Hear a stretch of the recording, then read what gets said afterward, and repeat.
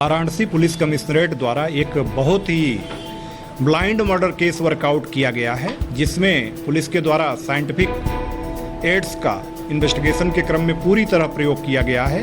ये blind murder case इस प्रकार से था। यहाँ के कैंट थाना क्षेत्र के बुद्ध विहार निवासी श्री मार्तंड शाही, जो रिटायर्ड इंजीनियर थे और एनटीपीसी में कार्यरत रहे थे, उनकी डेड बॉडी 8 तारीख की सुबह कानपुर में मिली थी और वहाँ पर उनके अपने थैली से एक सुसाइड नोट का पर्ची मिली थी, जिसमें आत्महत्या के लिए खुद को जिम्मेदार मानकर परिवार से त्रस्त होने की बात लिखी गई थी।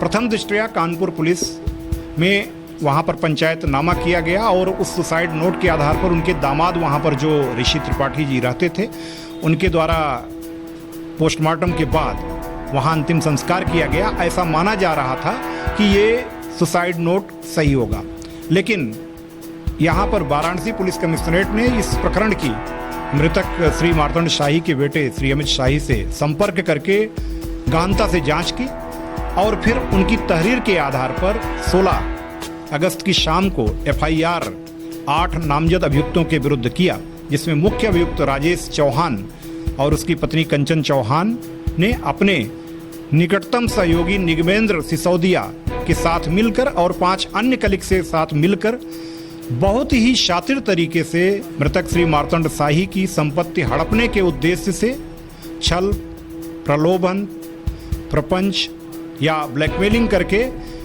इनसे एक वसीयत के रूप में दानपत्र जनवरी में लिखवा लिया था। बाद में इन आरोपियों को ये पता चला, कहीं से इन्होंने जानकारी की कि अंतिम वसीयत या दानपत्र मान्य होता है।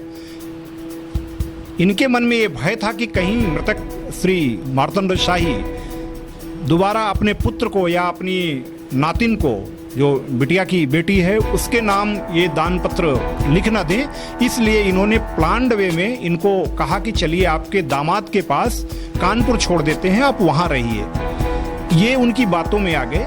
उसी कड़ी में इन लोगों ने प्लान करके एक बस का टिकट खरीदा। बस की टिकट के साथ एक सुसाइड नोट खुद उन्हीं लोगों ने अपनी राइटिंग में लिखा और उसके बाद अपनी गाड़ी में बिठा करके उनको कानपुर की ओर लेकर के गए। तो FIR में 8 नेम्ड मुलजिम हैं, उसमें जो 2 नेम्ड मुलजिम हैं, जिसमें मुख्य आरोपी राजेश चौहान की पत्नी कंचन चौहान और मुख्य आरोपी राजेश चौहान का सबसे मुख्य दोस्त निगमेंद्र सिसोदिया शामिल है। साथिराना अंदाज में नाटकीय ढंग से प्री प्लानिंग 15 वर्षों से सोचते हुए हत्या को अंजाम देना, क्या लगता है सर? क्राइम हिस्ट्री वगैरह भी इनकी खंगाली गई? इनकी क्राइम हिस्ट्री खंगाली जा रही है। निश्चित रूप से ये देखा जाएगा कि इन्होंने इसके पहले भी इस प्रकार से कोई इकोनॉमिक फ्रॉड या अदर ऑफेंस या कोई डायरेक्ट ऑफेंस किए हैं या नहीं किए हैं। वो सारी चीज़ें पुलिस संज्ञान में लेकर के कार्रवाई कर रही है। क्या किसी शूटर वगैरह की भी हेल्प लेने की कोशिश की थी क्या सर? देखिए, इसमें शूटर के हेल्प की आवश्यकता नहीं थी, क्योंकि कोई शूट जैसी चीज नहीं हुई। आप समझ रहे हो, इनका बेसिक उद्देश्य ये था कि इस हत्याकांड को आत्महत्या का रूप देना, और इसके लिए ही इन्होंने सुसाइड नोट तैयार किया।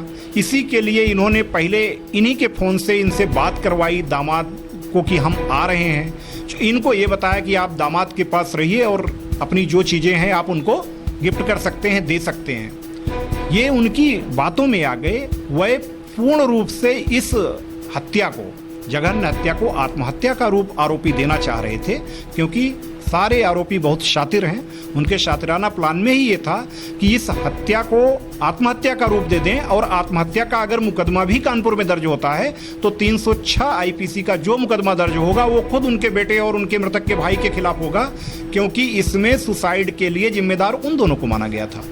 तो आप कह सकते हो कि आरोपी इतने शातिर थे कि वह न केवल मृतक श्री मार्तंड शाही की संपत्ति हड़पने के क्रम में अपनी सफलता चाहते थे, बल्कि आगे भी कोई अवरोध न हो, इसलिए आगे कोई पैरोकारी या गवाही न कर सके, उनको भी हटाना चाहते थे।